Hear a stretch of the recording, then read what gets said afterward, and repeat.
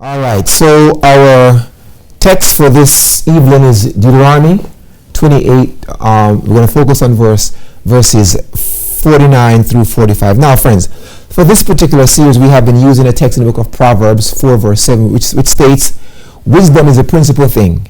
Therefore, get wisdom, and in all thy getting, we need to get understanding." Friends, as we say, and we continue to say, that the times in which we live, it calls for sound thinking, soundness of mind, soundness of speech, sound judgment. Friends, the moves that we make now as God's people must be pushing us nearer to our desired haven, yea, even to the heavenly kingdom. We know where all things are headed. We have been given insights for years now.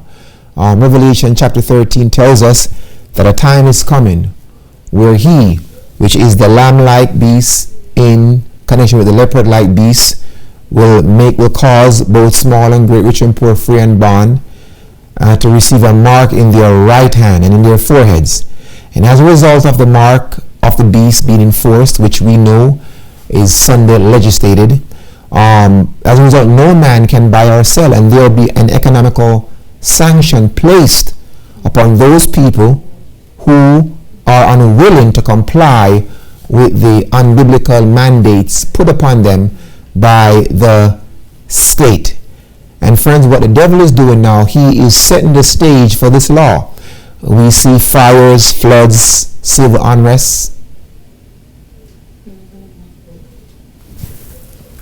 A little muffled. All right, we see testing 1, 2, 3. Can you hear me? Is it good?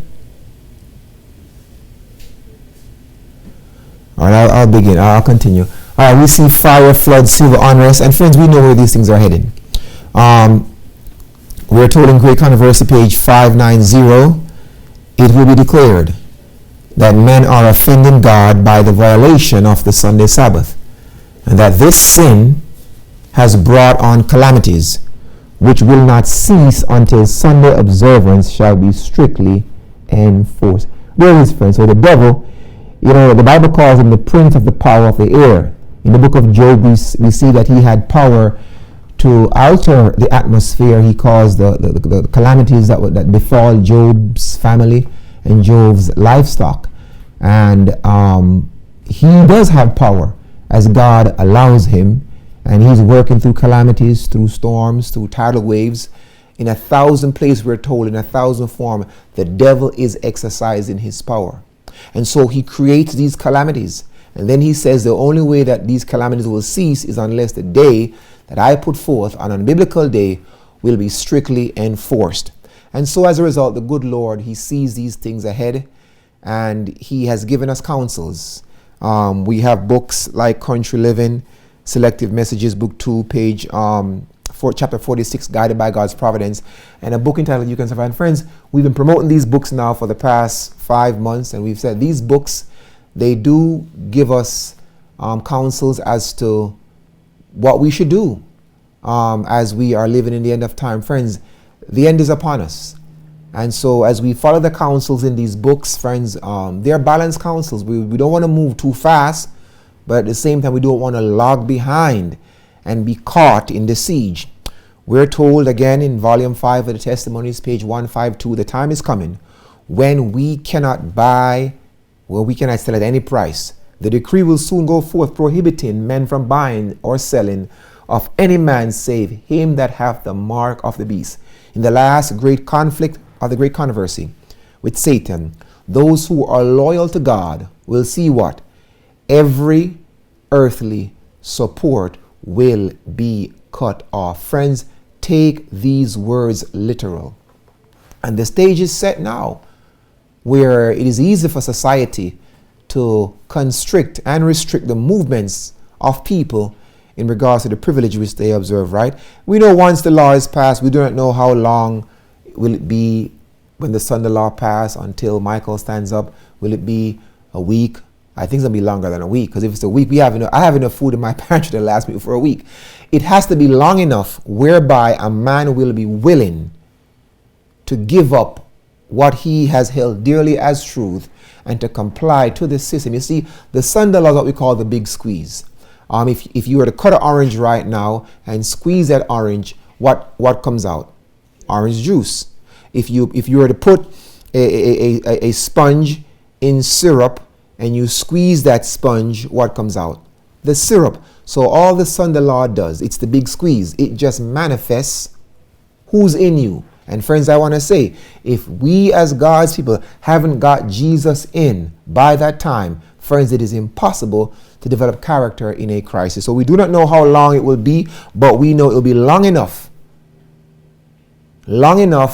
for the latter rain, the loud cry, and the other sheep to be gathered into God's fold.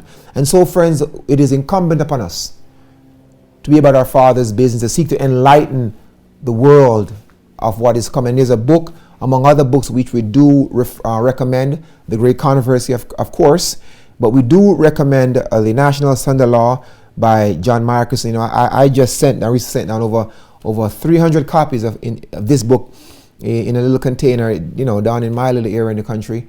I find it's a lighter book, and especially if people have challenges in literacy, it's easy to digest, but it's to the point. It highlights God as the creator, the Sabbath, the seal of God, and the issues surrounding God's law in the end of time. So we encourage you guys to let this be one of the books you give out. Write your name and a number in it, so as the people read, if they want additional information, they can also be reached. And here's the number if you'd like to order the books. You won't get a discount. I don't think he knows who I am anyway.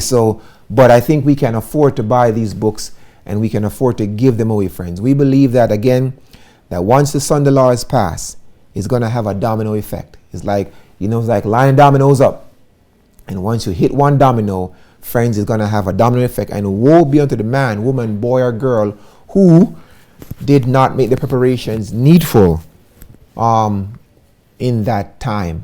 And so our prayer should be now, Lord, hold back the winds of strife. And God is holding the winds of strife. And we look around, there's a lot of phobia. And unfortunately, a lot of people are exploiting the COVID crisis concept, especially within the Adventist Church.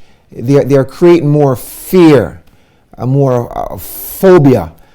We believe, friends, that even the COVID and the vaccine is coming up, people are afraid.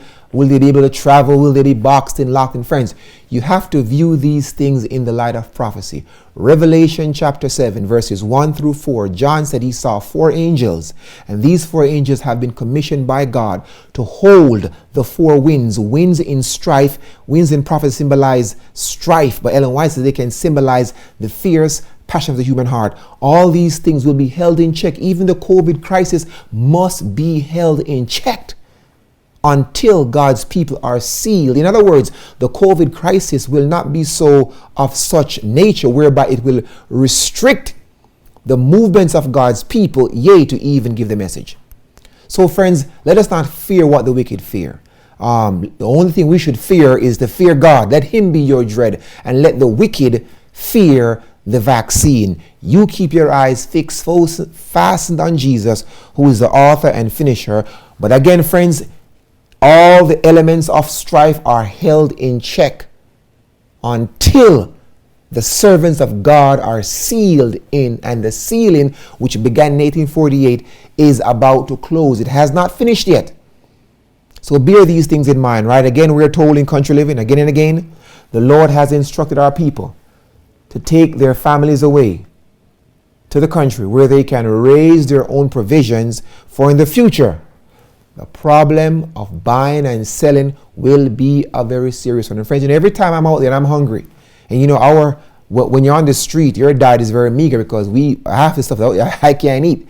And so if you haven't, try to get, one of the veggie burgers somewhere, Impossible Burgers, or find some vegetarian restaurant, there's not much I can eat out there. And so you have to come home. But every time I'm hungry, I oftentimes think about that time when I will not be able to drive up to Burger King and get the Impossible Upper or whatever, or Burger Fry, and get that vegetarian burger.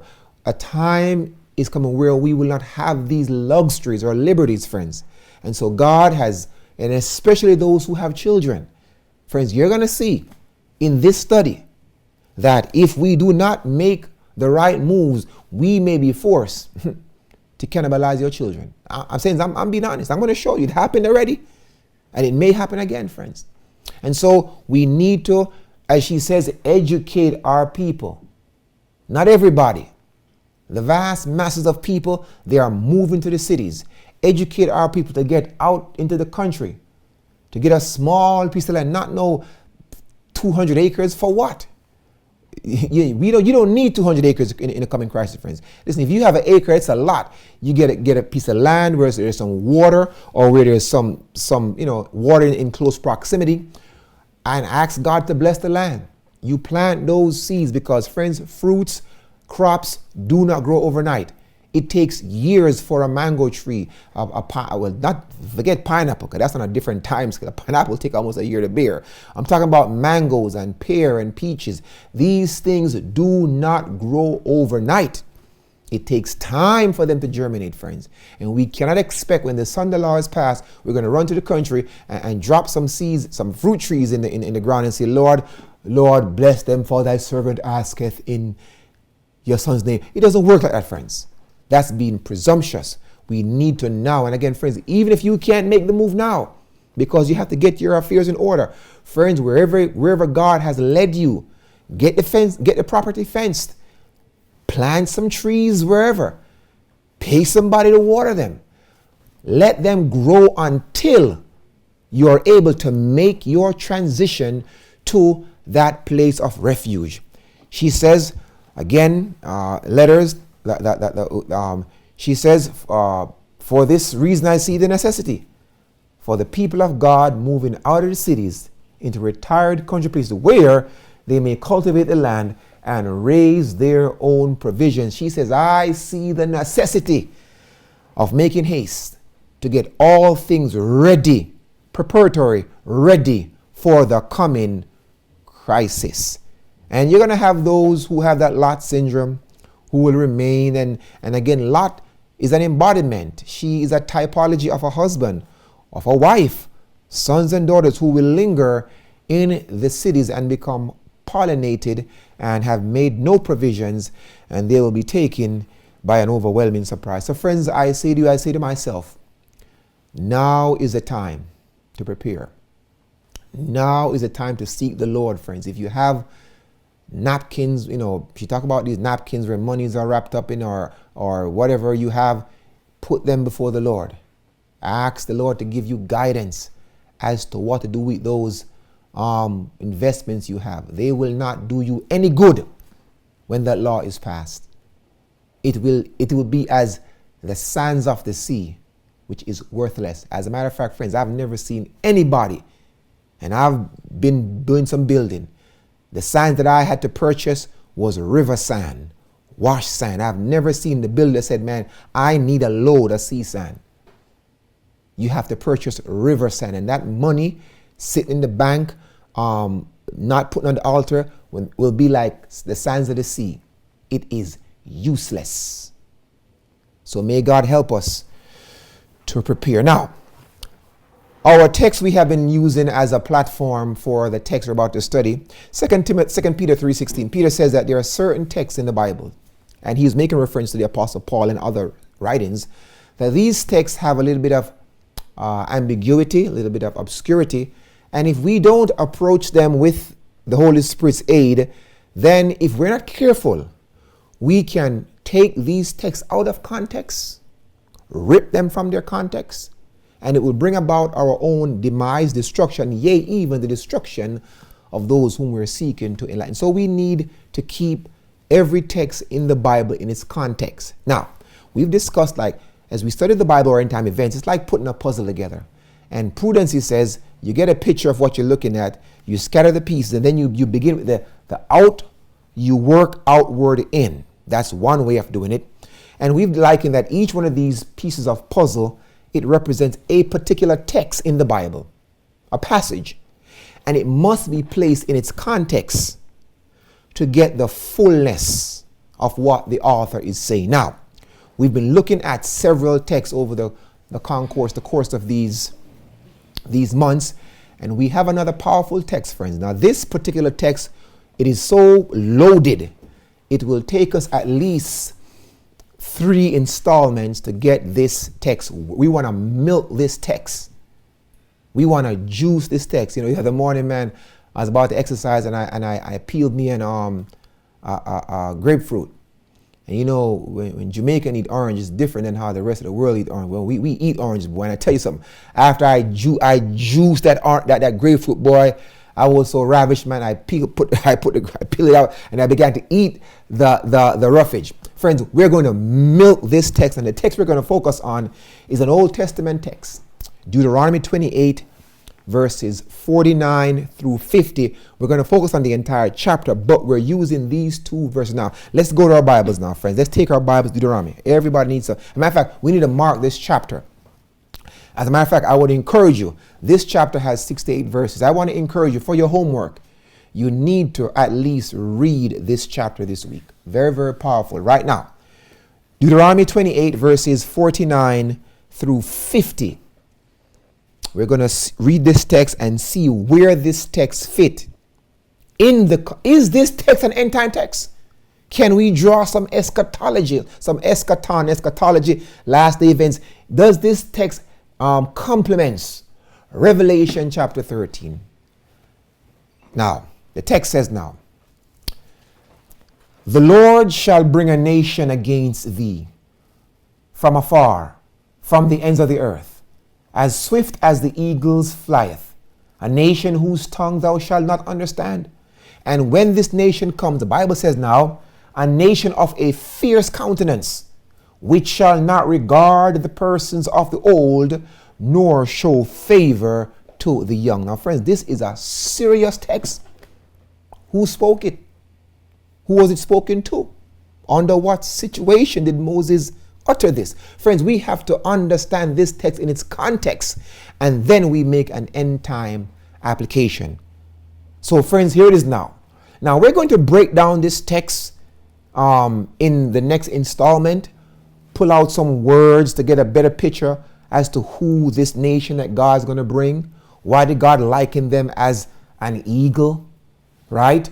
And the nation would speak a language, tongues is language, a language that God's people didn't understand.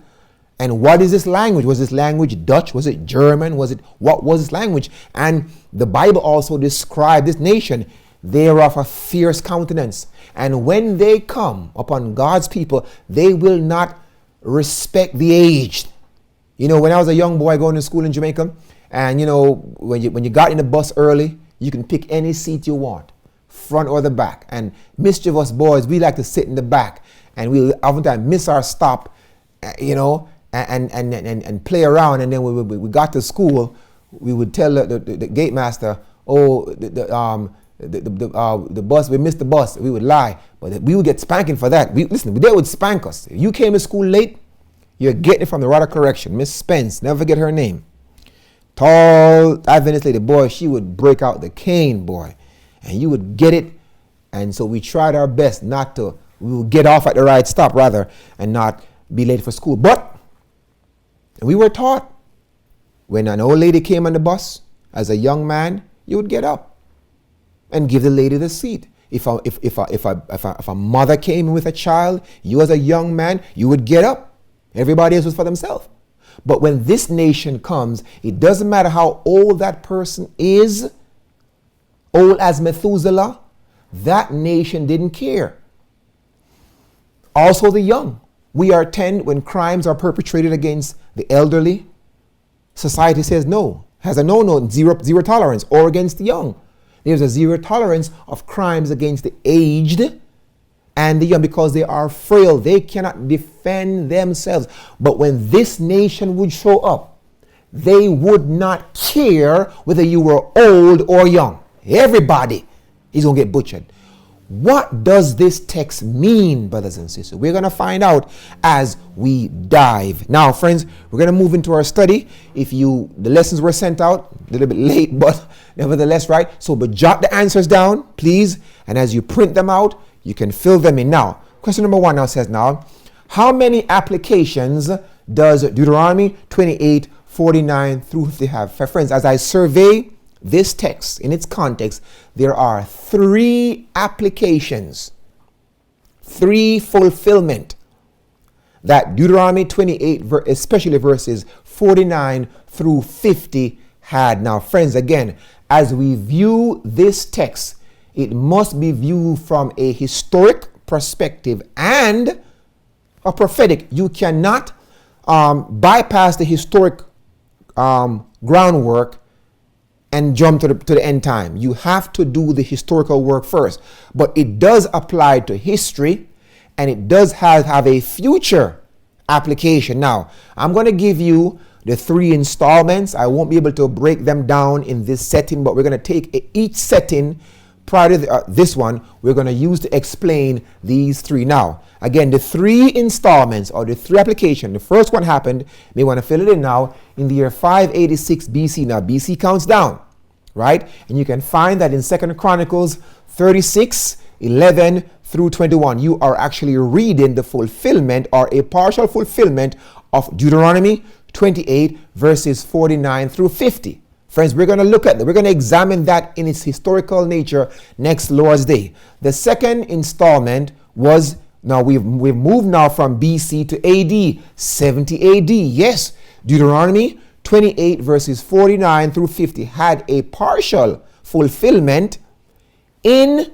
27 AD. You can find the reference in Matthew 24 verses 15 through 16, and also Mark chapter 13 and verse 14. We're going to cover these events by themselves and see how it relates to Deuteronomy. Now, and we believe now that the final installment of Deuteronomy 28 verse 49 and verse 50 will have its final fulfillment in the National Sunday Law, or the Mark of the Beast, Revelation chapter 13 verses 1 through 14. Friends, there it is, friends.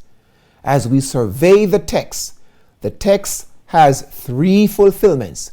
586 BC, 2 Chronicles 36 verses 11 through 21, 70 AD, Matthew 24 verses 15 through 16, Mark chapter 13 verse 14, and the National Sunday Law, or the Mark of the Beast, Revelation 13 verses 1 through 14. Now, friends, again, we won't look at these dates today.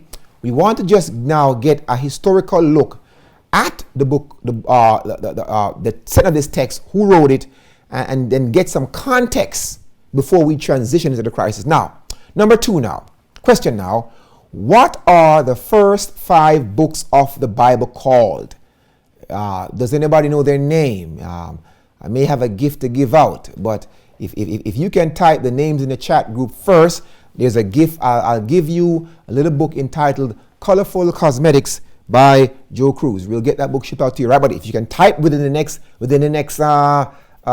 15 seconds, right? What are the first 5 books of the Bible called? They're called by several names. I'm giving you 15 seconds to put it in the chat group. 15, 14, 13. Now is a good time to cut and paste. 13, 12, 10, 9, 8, 7, 6, 5, 4, 3, 2, Facebook 1. That's it. If you post after this, you're disqualified. Now, the answer is they are called the Pentateuch, the Torah, or they are usually called the Book of the Law, right? When we hear these names, we got a couple of people. Lord have mercy, man, a whole lot of book, right? But we'll put if you put it in there, we'll look at it at the end, and we'll get your address, and we'll get that book out to you right now.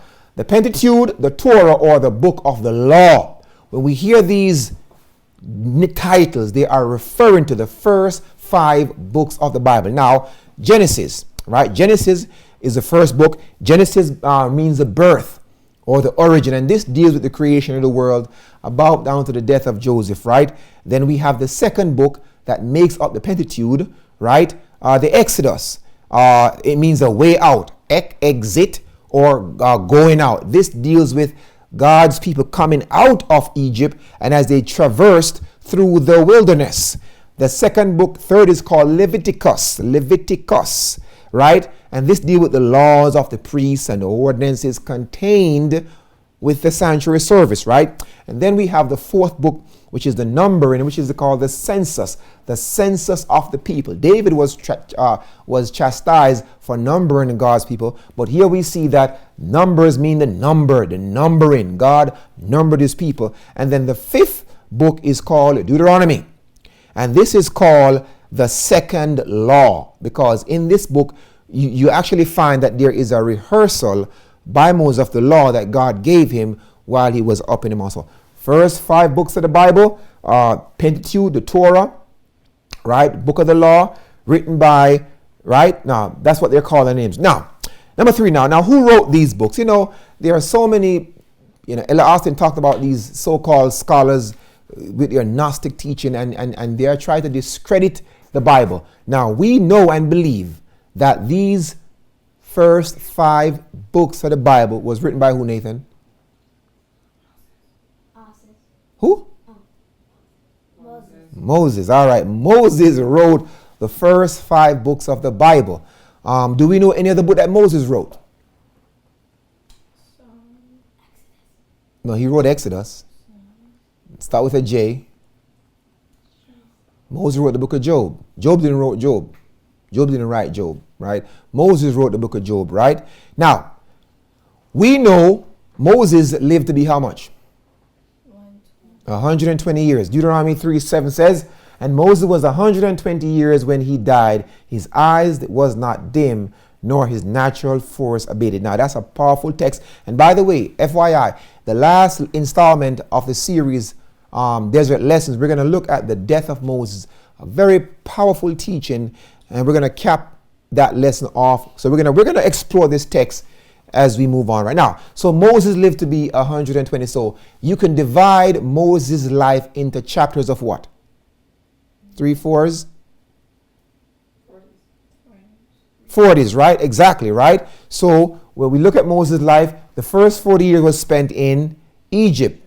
The second 40 years was spent in Midian, right? And the latter 40 years were spent in the wilderness. And so we believe that when he penned these first 5 books, he was not in Egypt. He was actually in the last 80 years of his life. It is true that Joshua added a little bit at the end, but by and large, we believe that the book was written in the last 80 years of Moses' life, right? First 40 years he was in Egypt. Second 40 years he was in the wilderness, and the last 40 years he was a deliverer. But we ascribe the authorship of the first 5 books of the Bible to the last 80 years of Moses' life. Now, where were these books placed in the sanctuary? Now, when you read Deuteronomy 31:26, the Bible says, now, take the book of the law and put it where? In the sides of the ark of the covenant of the Lord your God, that it may be therefore a witness against you. So Moses' writings were of such importance that these writings were placed, Lizzie, where? In the what? In the sides of the ark. We call it the spirit of prophecy, the sides of the ark. And what was in the ark? The 10 Commandments with what else? Aaron's rod. What was on Aaron's rod? What? It budded almond, right? And what else was? And then what else we see? The jar. What was in the pot? Manna, right? And even those are lessons. You know, we have a series on the sanctuary, and we do explore these things and see what they mean. Now, so that's kind of idea as to Deuteronomy and its setting. Now, friends, I want to say this.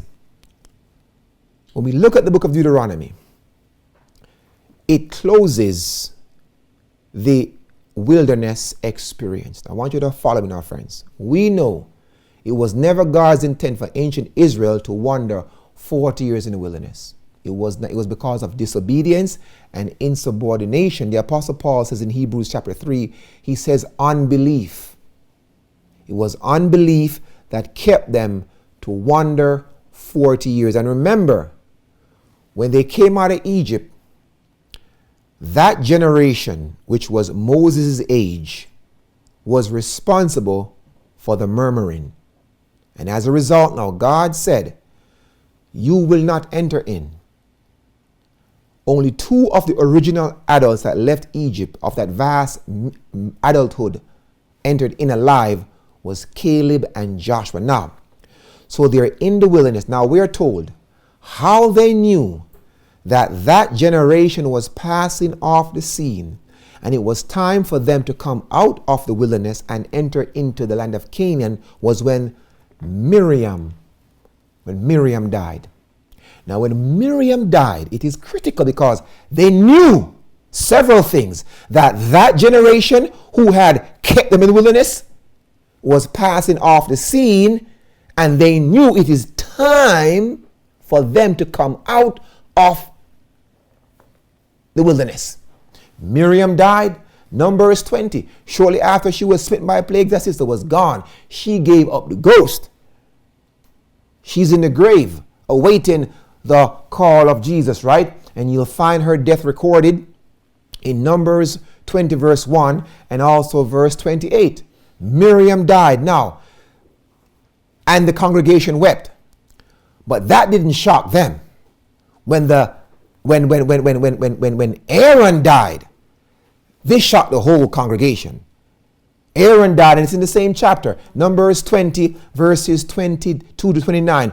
And Moses took, and listen, when you read that chapter, friends, I don't care how saved and sanctified you are. When you read that chapter in Patriarchs and Prophet, when God told Moses, take Aaron and Eleazar to go up into the mount, and Aaron did not know he wouldn't come back down. And we're told, Ellen White says Moses knew that his brother wasn't coming back down. And she said he put his arm around his brother, you know, and they began to reminisce on the struggles they had, and in his own way, he was kind of rebuking Aaron for allowing the people to cause him to make the golden calf. And Aaron was repentant. He was repentant, you know. And as a result, now she says Moses knew that each step Aaron took, it was bringing Aaron to his death, and each step he took was bringing him to his final demise. And when they got up in the mountain, we're told that Moses took the ephod, took the breastplate off Aaron, and he put it upon his son Eleazar. And we are told, brothers and sisters, that Moses, Aaron gave up the ghost. And when you read, she said that 2 of the most righteous men who ever lived in history had a conversation. And when Aaron died, she condemns the amount of money we spend to bury the dead, and not just a righteous dead. I know people who have gone in debt to bury the wicked dead. It is a moving situation. You ought to read it in Patriarchs and Prophet. It is, and we're going to cover it, you know, in that lesson. And so when Aaron came down, Moses realized, boy, and we're told he pleaded with God, Lord, I don't want to die. And he began to beg God, please, God, I don't want to die. And God said, Moses, stop it. Just stop bothering me. You're going to die. Just get in your mind. You sin, you're going to die. And she said, Moses, just, you know what? Okay, but Moses really, you know, it's like a father begging us, and Lord, please, I don't want to die. I don't want to die. And God said, Moses, enough of it. Beat from me. And she said, from that point, Moses never actually tried to ask God, but he knew as he came down, each step he took, his death was close, because they had died. And when Aaron came down, didn't come down, they knew it was time for us to come out. Moses realized his death was close. And friends, I'm going to say this. You see, the generation that kept us, that delayed the coming of Jesus, was the Desmond Ford generation. In other words, if you are in your 60s now, and you're a Seventh-day Adventist, hear me well, I'm not talking foolishness. If you are in your 60s right now, or approaching 60, your generation, and of course you're a Seventh-day Adventist, it was your generation that delayed the coming of Jesus. Did you know that? It was that Desmond Ford generation. And brothers and sisters, that generation is dying or dead. When you see men like C.D. Brooks come off the scene, when you see men like Desmond Ford come off the scene, Agatha Trash, and there's a whole host, the Standish brothers, Elder Moses Mace, which was still pretty young, but when that generation you see has died, it is a signal for us that, friends, that the end is upon us. Because if that generation had done their work faithfully, we wouldn't have been here. The parallels. So Moses knew Aaron died, Miriam died. It is time for them to come out. And so what happens now? God says, Moses, you're going to die. Just set your house in order. So what Moses already filled the gap. He anointed Eleazar as high priest. And he now had to find a successor to succeed him, and the lot fell upon Joshua. Now, friends, I am going to read to you now, because we're setting the stage for Deuteronomy. I'm going to read to you. The chapter I'm reading from is Review and Herald. So now, please read now. Look what Mrs. White said. Now, friends, we are encouraged that we should study the book of Deuteronomy. It's a powerful book. Now, look what Mrs. White said now. She's summarizing the latter part of Moses' life before he died. She said this now, the book of Deuteronomy. The book of Deuteronomy should be carefully studied by those living on the earth today. Friends, we need to study this book. And by the way, did you know that all the reforms that Ellen White advocate, whether health, dress, marital, sexual, recreational, friends, all these reforms are found in the book of Deuteronomy. Yes, it is there. And we are told to study the book of Deuteronomy. Please read now. She says it contains a record of the instruction given to Moses to give to the children of Israel. In it, the law is repeated. That's why Deuteronomy is called the law repeated. Please read now. At the time when the instruction which it contains was given. Here it is now. Look at the context now. Go ahead now. The people? The people of Israel were encamped beside the Jordan. Now, friends, remember now, the next site was Canaan. The Jordan River had between them, so they knew it is time for us to come out. Miriam died, Aaron died, a whole lot of them died. Moses, the last of that lot, he's the last one left. Moses and Caleb. In terms of who should die. Okay. Caleb and Joshua didn't die, but he's the last remaining one, basically, that's left, that had to die. Now, look what happened. Please read now. Go ahead now. But all but 2 of the adults who had left Egypt had died in the wilderness. So, friends, that entire generation, them dropped like rain. They just, dead bodies were dropping but the key ones, the leaders, Miriam and even Zipporah died. Zipporah didn't cross over. Moses' sons probably crossed over, but Zipporah died too. That generation was wiped out because of insubordination. And I'm afraid that God is going to have to put a generation to sleep. Keep on reading now, right? She says now the generation that had arisen during the 40 years of journeying were about to pass over the Jordan to receive their inheritance in the promised land. So this was a new generation. They had not, when the miracles and the manifestation of Jah appeared in the wilderness, they were too young to even recall them. They did not experience manna 7 days a week, twice on Friday. They never experienced the bitten by serpent and looking up. They never experienced the water. They never experienced this. They didn't see this. Well, they were young, infants. They didn't know. So they had gotten older now. So look what God had to do now. Please read now. But they must first hear from the lips of Moses the instruction given him by the Lord for them. All right. The words of the law must be repeated to them, and they must hear again the conditions upon which they are to enter into and take possession of the promised land. Also, so friend, Moses is now repeating what God requires of them as they're about to enter into the land of Canaan. And friends, this speaks to parents. Our children don't know. And we have to constantly keep these things before them. You know, a lady reached out to me the other day and she said, you know, Pastor, not man, I've been in the church for years. And she says, I'm not going to lie to you. What you showed about androgynous, she said, I never knew that such things were in the scriptures. She says, I've been wearing trousers from the day I was born. She says, not no more. You see, brothers and sisters, the things that God gave us were hidden, have been lost. And so God is now calling upon preachers and teachers and parents to repeat these things back in the ears of their children who might outlive them so the legacy can continue. Now, so Moses now repeats what God expects of them now. But when we get to Deuteronomy, Moses adds something in this chapter. This chapter 28, 1 through 68 is known as the chapter of blessings and cursings. Blessings and cursings of what? Of what was previously uttered. So Deuteronomy 28 is a reaction of 27, 26, 25, 24, 22, and so forth. Now, when we look at Deuteronomy 28, right?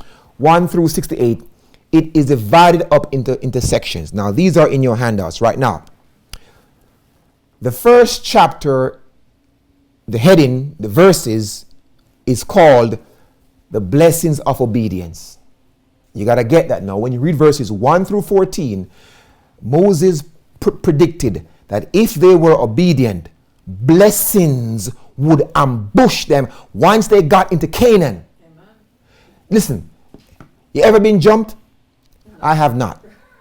Right? But it's scary.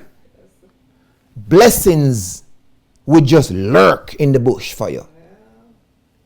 And just jump and just beat you up, overtake you. Right? Now, Israel would experience blessings in 4 areas. Now, friends, let me say this. When you read this chapter, you have to put your name in it. This is not some historical thing gone to the trash heap. It still has life.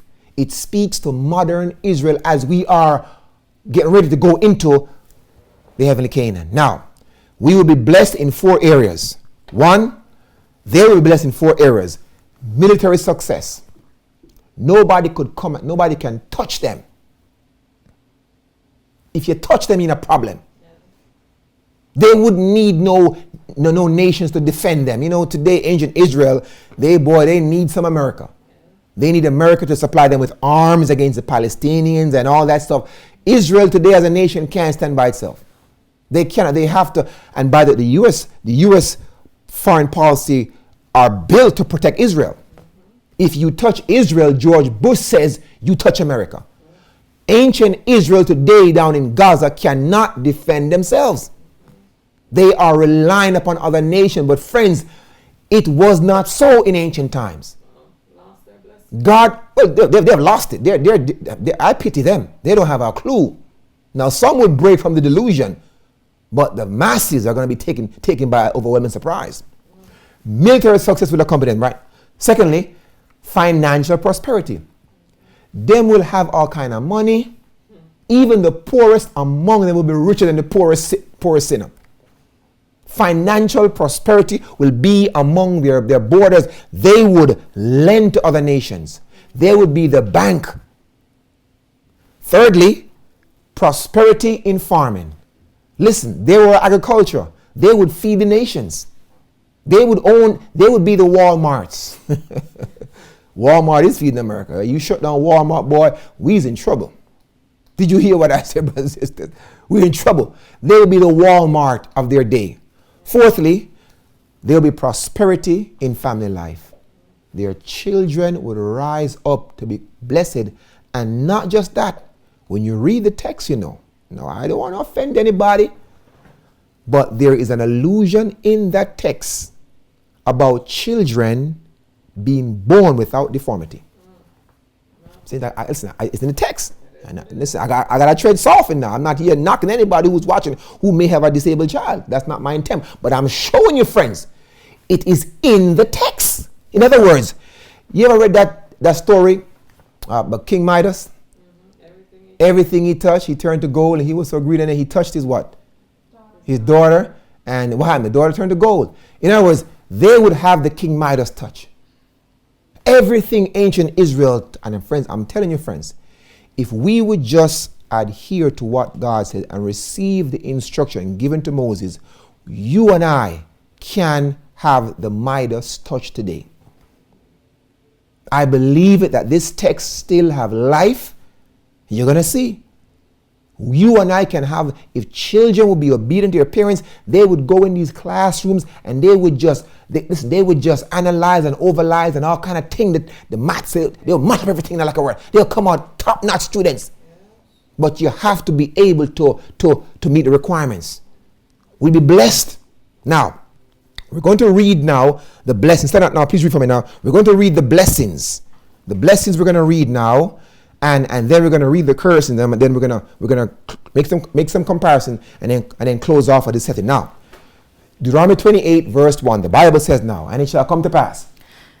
And it shall come to pass, if. No, stop. That word if is conditional. It ain't about because you're God's people, you're blessed. No, all his promises are a condition. If. Go ahead now. If you what?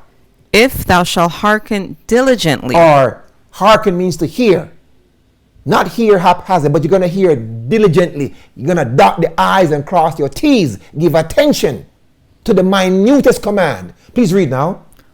Unto the voice of the Lord thy God, to observe and to do all his commandments. So you're going to observe them and do them. Carry them out. Go ahead now. Which I command thee this day. No, which command? The command that Moses had uttered in the previous chapter. Remember, Deuteronomy is called the law repeated. Which law? The one he gave at Sinai along with the other instructions, the spirit of prophecy. Please read now. That the Lord thy God will set thee on high above all nations of the earth. Friends, listen. You take this text literal. God means what he says. Now, look at verse 2 now. And all these blessings. No, what blessings now? All these blessings shall do what? Come on thee. And do what? Overtake thee. If thou shalt hearken unto the voice of the Lord thy God. Friends, and again, friends, put your name in this. Since I put my name, Carlton, if you will do, all these blessings will come upon you and overtake you. Don't you want to be blessed, friends? Then be obedient then, right? Now, number 3, now here it is now. Blessed shalt thou be in the city, and blessed shalt thou be in the field. There it is. Whether you live in the city or the field, you're going to be blessed. Verse 4 said, Blessed shall be the fruit of thy body. There it is now, the fruit of thy body. Now, I wish I had time to really unpack them in expound upon them, but I don't.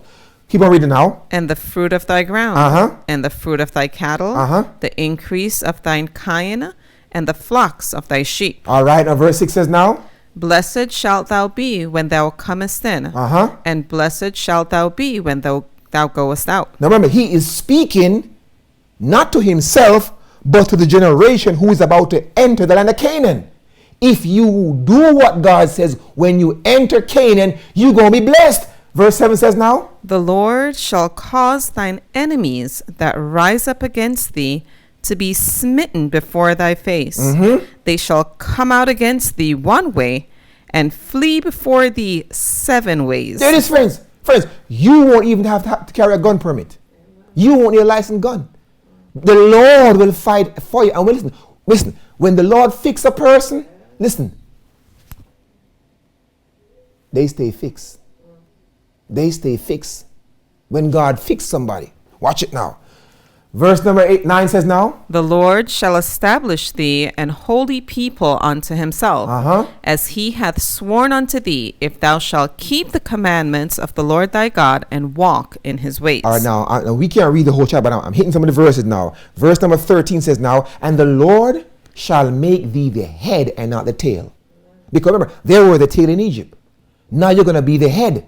Right? And thou shalt be above only, and thou shalt not be beneath, if thou wilt hearken unto the commandments of the Lord thy God, which I command thee this day to observe and to do them. Friends, I could imagine that when these blessings came forth, and we're told when Moses spoke, and the one says his face was radiant. They were like, oh, Jah is speaking to us. Obedient. But Moses, hold on now. Let me turn the card over. So the first 14 verses deal with the blessings. And again, friends, these blessings have not lost their savor. It is still binding today in 2020. You can live a prosperous and a blessed, a debt-free life. A life where even your enemies have to come and apologize. But you have to observe, to hearken, and to do. Now, then we find the curses of disobedience. Now, friends, the curses are mentioned in verses 15 through 40. And friends, I'm going to tell you something, boy. I haven't even heard about some of these curses. Saints, literally, I'm like, where'd y'all get this from? This thing is, where Moses get this from? This is some serious curses that would come upon. And friends, guess what? The curses are alive today. And I'm going to tell you something, friends, by a large majority of God's people, we are suffering the curses. I'm going to show you. Now, Israel would experience curses in the following areas. Now, friends, again, this is applicable to you and I today. Internal calamities within the gates, such as death, despair, disease, and a decline will afflict them. And don't take this concept about when a man dies his time. No, you can die before your time. When a man dies at 60, that man has a lot of life left. 60 is a young age to die, if you ask me. And friends, we are seeing now that there are early deaths happening even within the church. Internal calamities. But then you're going to have external judgments. Defeat before their enemies. Their enemies would have the heavy hand. And then now, this is where I want you to focus now. The text speaks of future or prophetic judgment. Judgment on their descendants. In other words, anybody who came after them, who embodied the name of Israel, would run the risk, if they were obedient, to get the blessings, or if they were disobedient, to get the curses. So this speaks to modern Israel today. Now, here are some of the curses now. But it shall come to pass, if thou wilt not hearken unto the voice of the Lord thy God, to observe and do all his commandments and statutes, which I commanded this day, all these curses shall come upon thee and overtake thee. Here are they now. Cursed shalt thou be in the city. Cursed shalt thou be in the field. Cursed shall be the basket of and thy store. Cursed shall be the fruit of thy body. Cursed children you're going to have. And thy fruit of the land, the increase of thy kind, and the flocks of thy sheep. Cursed shalt thou be when thou comest, and cursed shalt thou be when thou goest. The Bible says now, skip on down, the Lord will send upon thee cursing, vexation, rebuke, in all that thou settest thy hand to. Friends, everything in you can't prosper. It's like you put it, so there's a proverb in Jamaica, you give man basket to carry water until thou be destroyed. This is God saying, friends, and until thou perish quickly because of the wickedness of thy doing, whereby thou hast forsaken me. The Lord shall make the pestilence cleave unto thee, until he have consumed thee from off the land whither thou goest to possess. Moses even intensified the cursing, and I'm just hitting some of the high points. Moses right now, the Lord will smite thee with consumption, with fever, and with an inflammation, and with external extreme burning. What is that? And with a sword, and with blasting, and with what? Did you hear what Moses said? But saints, listen, we just bought 2 dehumidifier. Maybe I need to check my levity. Did you hear what I said, brothers and sisters? Maybe I'm getting a curse because we got some mildew down in Jamaica. I'm being honest with you. Mildew in the Jew's house was a sign of the curse of God, because mildew bring mold. Today you have to be dehumidifying your house and all that stuff. But in ancient Israel, brothers and sisters, God says mildew was a sign of the curse of God was upon it. It's in the text. Since we need to start examining our life. and they shall pursue thee until thou perish. It's in the Bible. The Bible goes on to say now, and the heaven shall, that is over thee, over thy head shall be as brass, and the earth that is under thy knee shall be as iron. Mercy. And the Lord shall make no rain, no kind of rain, no Holy Ghost power. You not hearing me? Thy land powder and the dust from heaven shall it come down upon thy feet until thou be destroyed. You notice that, in other words, the curses are more intense than the blessings. In other words, man, Moses just highlights them, right? 25 says now, right? And the Lord shall cause thee to be smitten before thine enemies. Thou shalt go out one way against them, and flee 7 ways before them. Thou shalt be removed into all thy kingdom of the earth. In other words, you lose the battle. Now, this is what blew my mind. The Bible said in 26 now, and thy carcasses shall be meat unto all the fowls of the air, and unto the beasts of the earth, and no man shall fray them away. And the Lord, here it is now, will smite thee with the botch of Egypt. What is that? These are diseases. And with the hemorrhoids or hemorrhoids. You know why hemorrhoids appear? Now it is true. When ladies give birth, that the strain can push them out. But hemorrhoids can occur through a poor fiber diet. You have to strain, boy. And so hemorrhoids, because your diet is not regulated, right? And with the scab and with the itch, where it's thou cannot be healed. Friends, there are some diseases today that there is no medication from. If you get one of these STDs, you is in trouble. It's in the Bible. Now watch this now. 28 says now, and the Lord will smite thee with madness. Friends, mad people will just be thrown in the camp. Everybody mad, lose their mind. And with blindness and with astonishment of the heart. That's heart attack. They would die of heart attack. Sounds familiar today, friends. Now this is serious. 29 says, and thou shalt grope at noonday as the blind gropeth in darkness. And thou shalt not prosper in thy ways, and thou shalt be only oppressed and spoiled evermore, and no man shall save thee. And then Moses says, listen, 28 says now, and the Lord will smite. Okay, I read it. Grope on it. Now, of all that cursing, then comes the rock of Jabal. Everything else up to this was a flea bite. Then comes our text now. And the Lord shall bring a nation against thee, far from the ends of the earth, swift as the eagle flieth, a nation whose tongue you shall not understand, and a nation with fierce countenance, which shall not regard neither the person of the old, nor show favor to the young. Now, when this nation come upon you, look what he will do. Turn up his read now, and he shall eat the fruit of thy cattle. And he shall eat the fruit of thy cattle and the fruit of thy land. That's the nation now. Keep on reading now. Until thou be destroyed, which also shall not leave thee either corn, wine, or oil, or the increase of thy kine, or flocks of thy sheep, until he have destroyed thee. Now, friends, in this text, what I'm seeing a boycott. Do you see it? I am seeing I'm seeing no man buying or selling. I'm seeing you don't have any food in this text. This should ring a bell.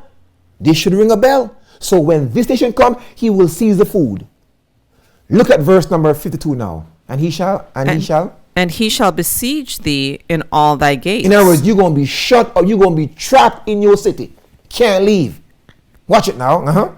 Until thy high fenced walls come down, all right, wherein thou trustest, throughout all thy land. And he shall besiege thee in all thy gates throughout all thy land, which the Lord thy God hath given thee. Now, friends, it's going to get worse.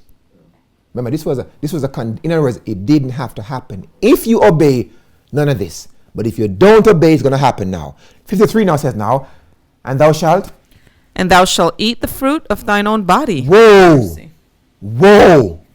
What is that speaking of? Cannibalism. You shall eat the... And lest you think that Moses is just a little tipsy because of the wine. Look what he says now. Keep on reading now. The flesh of thy sons and of thy daughters. There it is.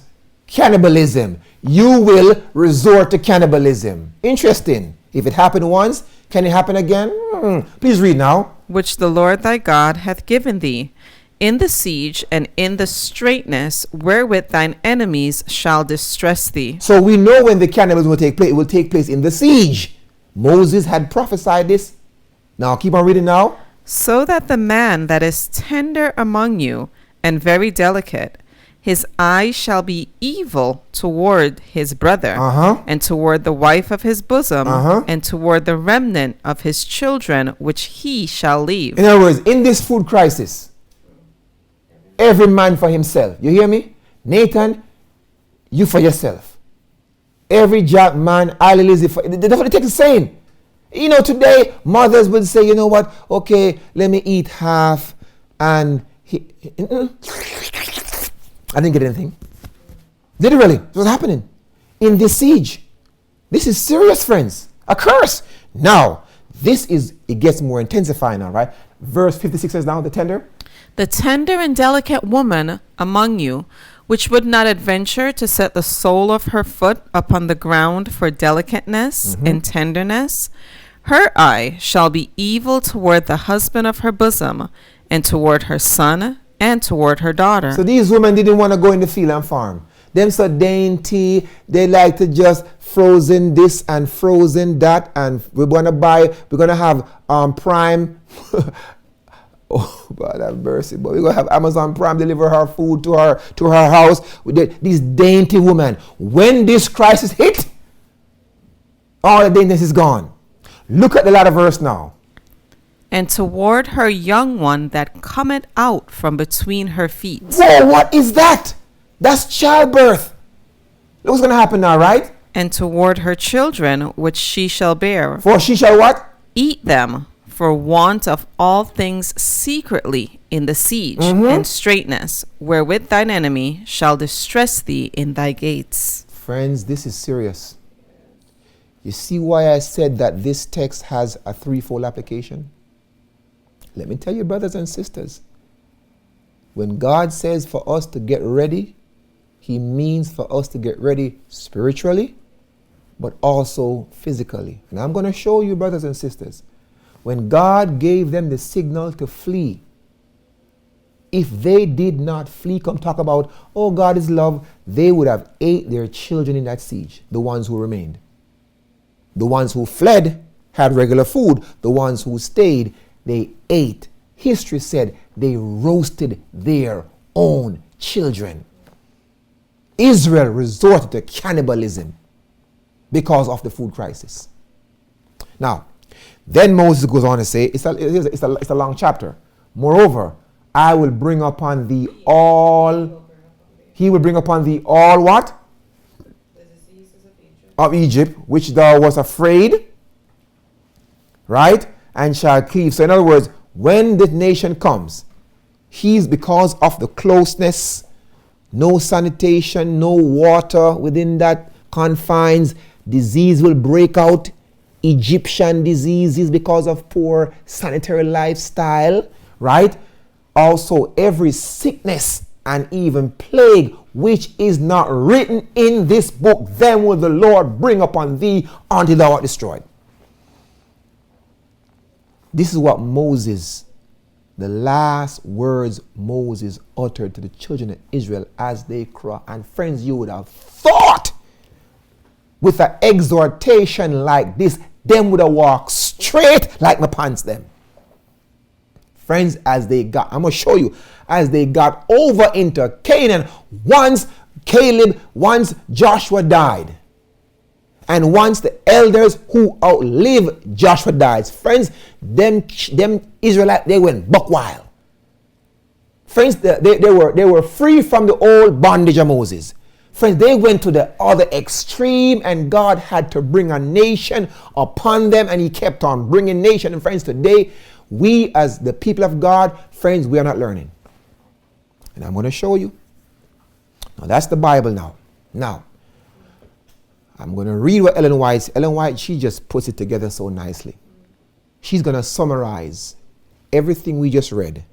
And then we're going to bring this lesson to its close, because we laid the foundation now for this text now. I'm reading from, the chapter is actually Patriarchs and Prophet. The chapter is called The Law Repeated, chapter 42. Now, so now please read now.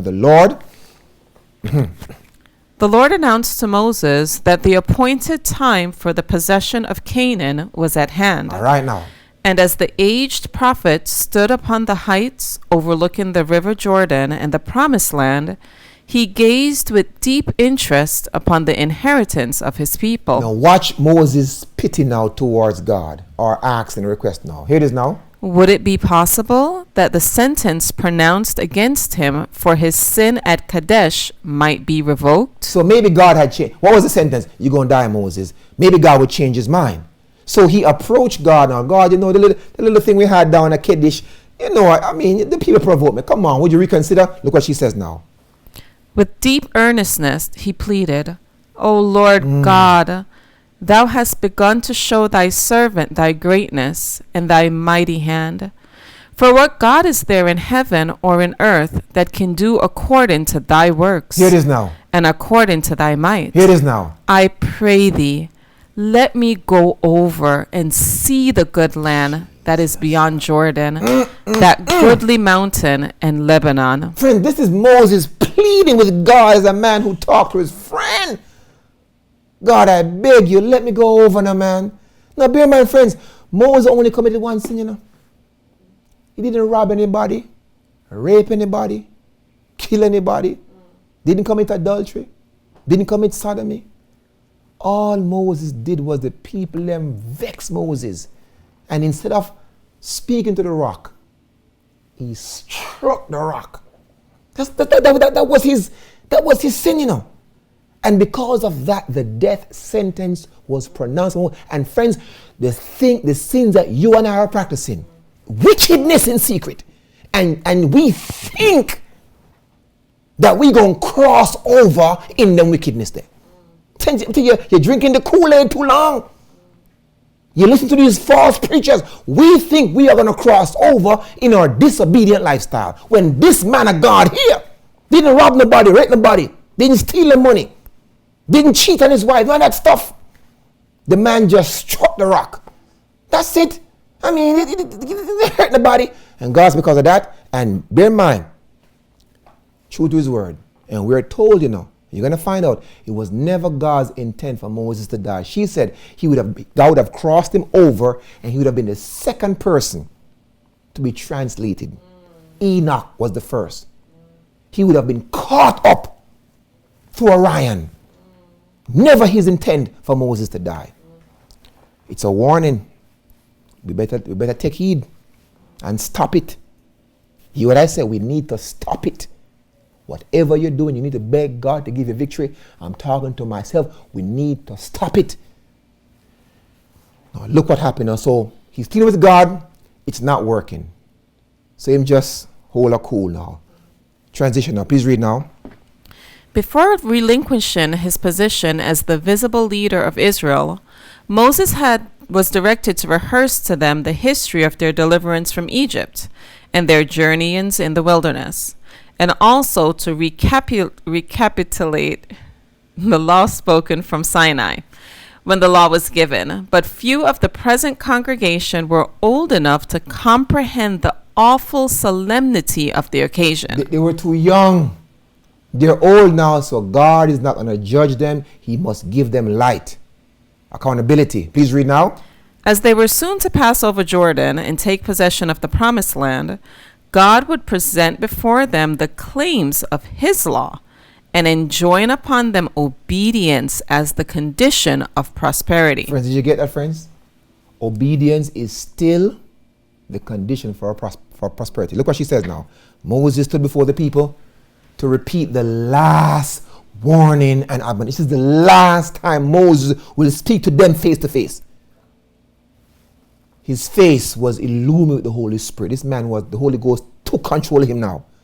His hair was white with age, but his form was erect. His countenance expressed an unabated vigor of health. His eyes was clear, undimmed. It was an important occasion, and with deep feeling he portrayed the love and mercy of their almighty protector. See, Moses didn't die of cancer or heart attack. He had a whole lot of energy left. It was because Moses, you come to the end of your journey. You can't go back to Egypt. You can't cross over. Go ahead now, after the public rehearsal. After the public rehearsal of the law, Moses completed the work of writing all the laws, the statutes, and the judgments which God had given him, and all the regulations concerning the sacrificial system. Here it is now. The book containing these was placed in charge of the proper officers, and was for safekeeping deposited in the side of the ark. Here it is now. Still, the great leader was filled with fear that the people would depart from God. In a most sublime and thrilling address, he set before them the blessings Here it is now.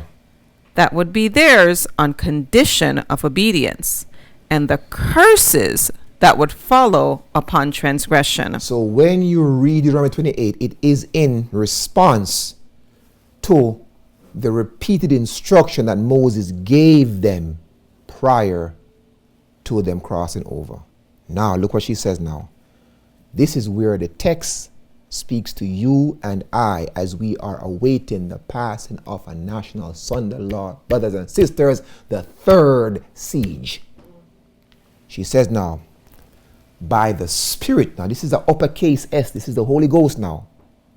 By the Spirit of inspiration, looking far down the ages, Moses pictured the terrible scenes of Israel's final overthrow as a nation and the destruction of Jerusalem by the who? Roman armies. And by the way, what was Rome's symbol for their sign?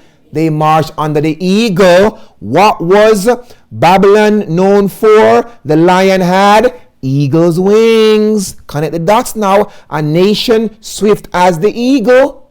And remember, pagan Rome gave the power to papal Rome. Watch it now. Connect the dots now. Read now. The Lord shall bring a nation. The Lord shall bring a nation against thee from far, from the end of the earth, as swift as the eagle flieth. All right. A nation whose tongue thou shalt not understand. A nation of fierce countenance, which shall not regard the person of the old, nor show favor to the young. So here we see that we can put 70 AD in this. You see it. She gives you the answer. She gives you the answer. But then look what she says now. She says, the utter wasting of the land and the horrible suffering of the people during the siege of Jerusalem under Titus centuries later were vividly portrayed. So we know one of the fulfillment. We're not guessing this. We can put 70 AD to this. Now, how do we get 586 BC? I'm going to show you. Now, she says now, Moses closed with these, please read now, impressive words. I call heaven and earth to record this day against you, that I have set before you life and death, blessing and cursing. Therefore, choose life, that both thou and thy seed may live, that thou mayest love the Lord thy God, and that thou mayest obey his voice, and that thou mayest cleave unto him. For he is thy life, and the length of thy days, that thou mayest dwell in the land which the Lord sware unto thy fathers, to Abraham, to Isaac, and to Jacob, to give them. Wow. And then she says now, this is the punchline now. This is where you see the prophetic, this text, Deuteronomy, it transcends just 70 AD. Look what she says now. Please read now, the more deeply.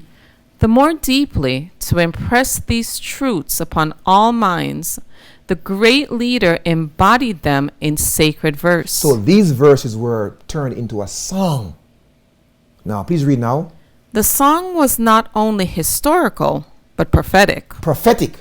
So it's not just 70 AD, it has a prophetic fulfillment. Now, please read now. While it recounted the wonderful dealings of God with his people in the In the past, past, it also foreshadowed the great events of the future. what events now? The final victory of the faithful when Christ shall come the second time in power and glory. So friends, we can see that there are some end time application in Deuteronomy chapter 28 verses 49 through 50. We can draw some end time parallels from it, and we're going to do that, right? Please read now. The people were directed. The people were directed to commit to memory this poetic history Wow. and to teach it to their children and children's children. Uh-huh. It was to be chanted by the congregation when they assembled for worship, and to be repeated by the people as they went about their daily labors. Uh-huh. It was the duty of parents to so impress these words upon the susceptible minds of their children that they might never be forgotten. Never. It was burned in their frontal lobe, brothers and sisters, made into a song. And the children knew there were blessings and cursings. Which would you have? Friends, this I say, if we are not obedient to God, the Lord shall bring a nation against thee, far from the ends of the earth, swift as the eagle that flieth, a nation whose tongue thou shalt not understand, a nation of fierce countenance. And when he comes, he will not regard the person of the old, nor show favor to the young. And friends, as we steer this text in the face, we cannot sit like a frog on a log. And friends, if we do not now act in terms of placing ourselves in a right relationship with God and to carry out the practicality that is needful to meet the coming crisis, if we do not now act, then turn the card over. We shall be forced to react.